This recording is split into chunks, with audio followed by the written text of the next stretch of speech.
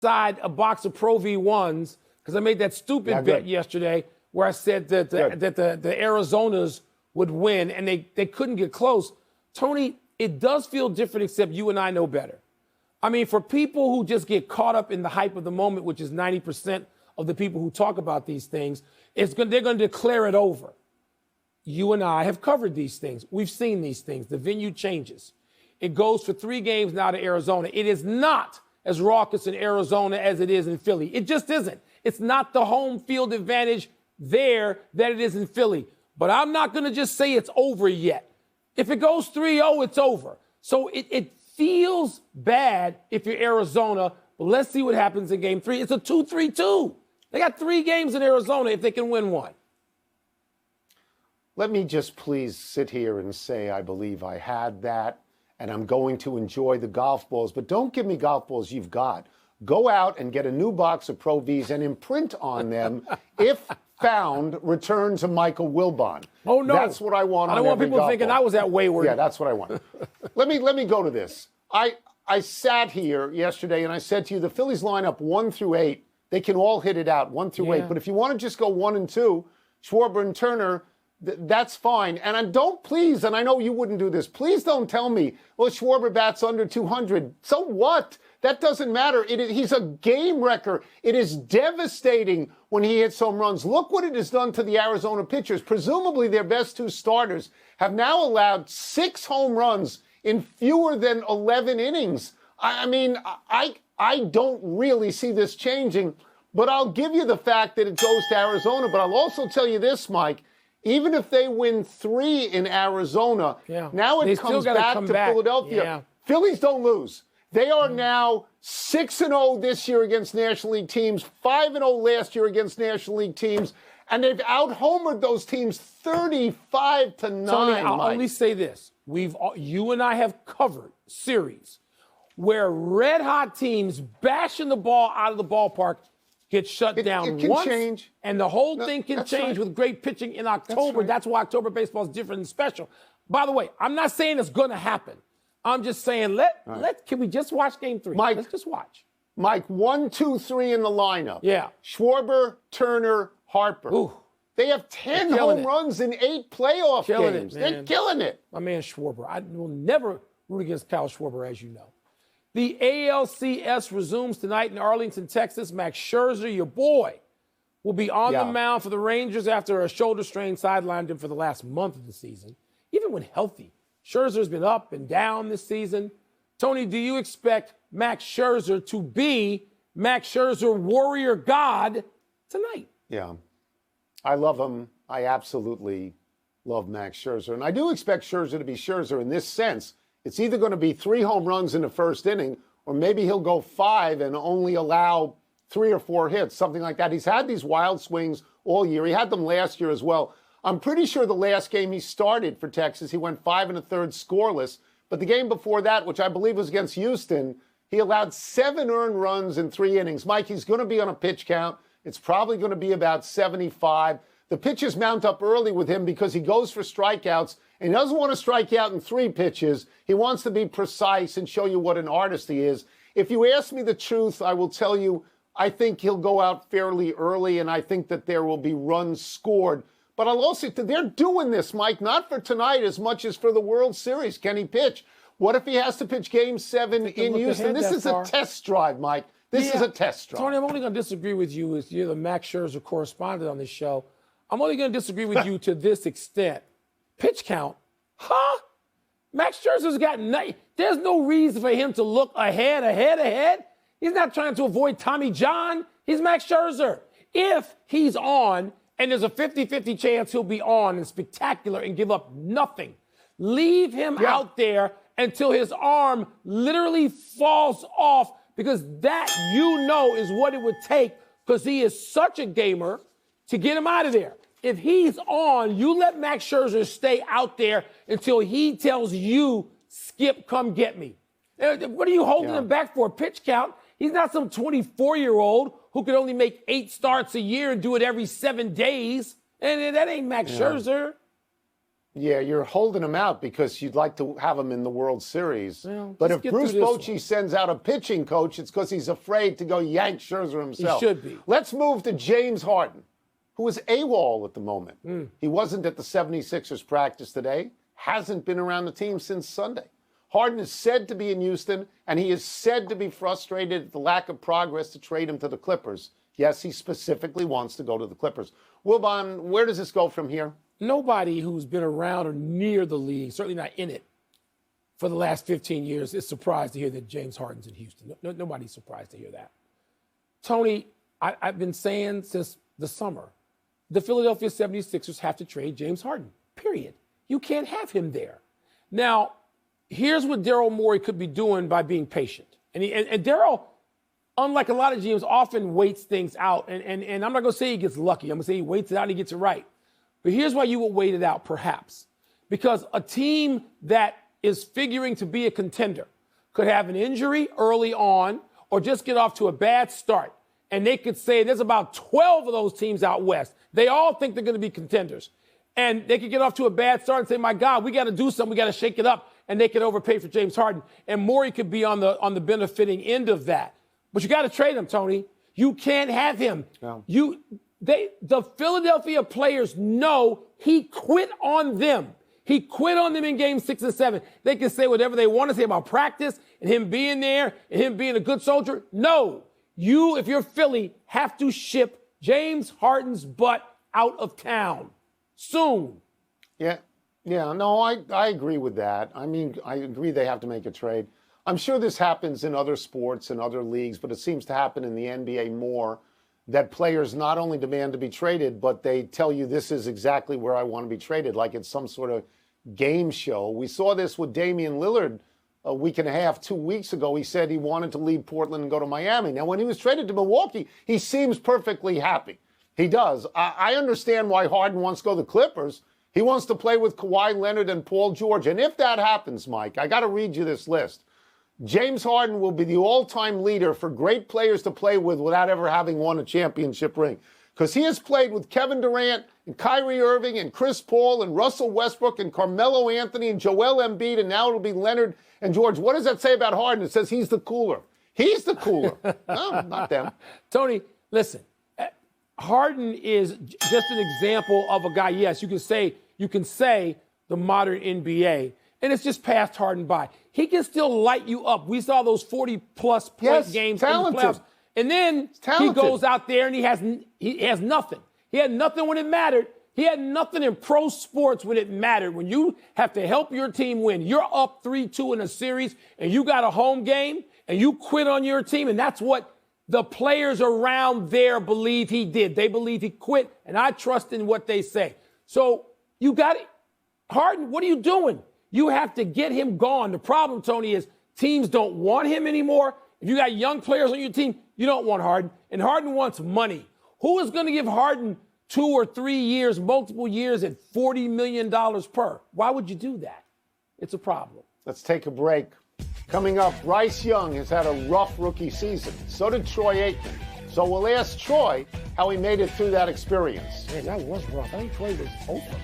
We'll also ask him whether Micah Parsons remind him of someone he once faced by the name of Taylor.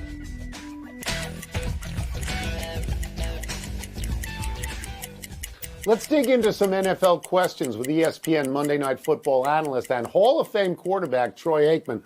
I'm going to read this one because it's long. Like you, Bryce Young was the #1 overall pick in the draft, and like your Cowboys, his Panthers have been winless through their first 6 games. Your Cowboys, hate to bring up bad memories, finished 1-15 in your rookie year. Obviously, that all changed.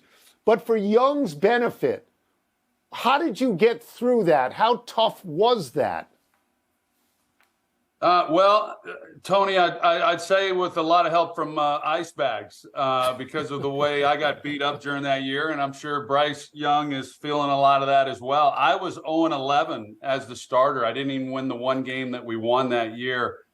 I date myself a little bit, but I had a quarterback coach, Jerry Rome, who was instrumental, quite honestly, and he just refused to let me lose my confidence. And that really is the key. I'm asked a lot, should young players play right away? And I think the only way you really learn is by playing, but you have to guard against losing your confidence. And fortunately, I did not, even though I had every reason to do that. But this is a tough year, of course, for Bryce. And, we're so quick to judge these quarterbacks on whether or not they're franchise quarterbacks after just a few games. And I hope that everyone's patient with him. Troy, you called the Monday night game in which, of course, the Cowboys beat the Chargers. And at the end of that game, there were 2 plays. This is going to sound like blasphemy from somebody who's old enough to know better. But I'm going to bring up the name Lawrence Taylor because Micah Parsons, to me, on those 2 plays, one a sack, one where he forces the ball out in the interception, it looked like Lawrence Taylor to me. Am I being insane? Is my memory going? You played against the great Lawrence Taylor. What do you see when you see Parsons? No, I think it's the highest compliment, Michael, that you can give to Lawrence Taylor when you compare anybody to him, because he is so universally regarded as maybe the greatest football player defensively that's ever played. And, I think the comparisons, however, are fair in the sense that they're both so disruptive and you have to game plan for those guys. The difference with Lawrence Taylor was he was such a unique player at that moment in time. No one had ever really seen a player like that. And then Bill Parcells and Bill Belichick, they were able to utilize those abilities. And we've seen other players since then with similar skills, but Micah Parsons is unique. And he also, he when he's on the field, he is the fastest guy on the field, which is incredible. The guy's a 4.3 40 guy, and he could play literally any position almost and be really, really effective with it. So he's got a long way to go before he even makes it into the Hall of Fame. But I think that when they do compare him to Lawrence Taylor, it's the highest praise you can pay to him. And I think that the type of style that they play, I think it warrants that. Oh, he's just breathtaking to watch. The Eagles, as I segue, are coming off their first loss, and 6 of their next 7 games are against the Dolphins, Cowboys twice, Chiefs, Bills, Niners. Man, if you were the quarterback of the Eagles looking at that schedule, what would you be saying publicly and perhaps thinking privately? Well, I think publicly you give the coach speak and you say we're taking them one game at a time. But I think privately, I think it's a great opportunity for Philadelphia. When you look at it, those 6 games that you talk about that are really tough games, when you break down their schedule, 4 of those are at home, including the first matchup against Dallas and then also San Francisco. And that's really important because it looks like it's a 3-team race in the NFC for an opportunity to, really kind of create some distance and at least give yourself some head-to-head advantages when you get into the postseason. So I view it as a real great opportunity for Philadelphia, even though it is a gauntlet of a stretch. But then it softens over the last month, which is also, I think, really good too, for them a chance to get rested up a little bit, depending on where they're at, and get healed up and be playing some of their best football heading into the postseason. All right, Troy, we will get you out of here on this. It's very hard to go through the day on this show without talking about Aaron Rodgers, so I'll bring up Aaron Rodgers. He seems to be advancing his recovery time. He's a future Hall of Famer. If a future Hall of Famer like Rodgers says, I'm ready to play, should the team say, okay, you make that call? Yes. The answer to that is yes. I think Aaron's been calling a lot of the shots probably there in New York, going back to when he was brought in, or maybe even before he was brought in with some of the players that were acquired. But it doesn't take a football expert to watch the Jets and say that if Aaron Rodgers can play, whatever percentage of that he is reaching to his ultimate health, it's probably an upgrade. And I think just with his IQ and what he's able to do for that football team, if I were the coach or if I were involved in that organization, as soon as Aaron Rodgers said he could throw a football, he'd be lining up at center. And I did see him throwing the football the other night, so maybe he's ready to play now. Be amazing. Thank you so much, Troy, as always. Appreciate it. You got it. This week, Troy will be in Minnesota for the Niners and Vikings. Let's take one last break. Still to come, Gio Reyna does something he hasn't done in more than 2 years. And tonight, will the Liberty push the Aces to a deciding Game 5? They're going to play Game 4 in that library in Brooklyn, Tony. You know that, right?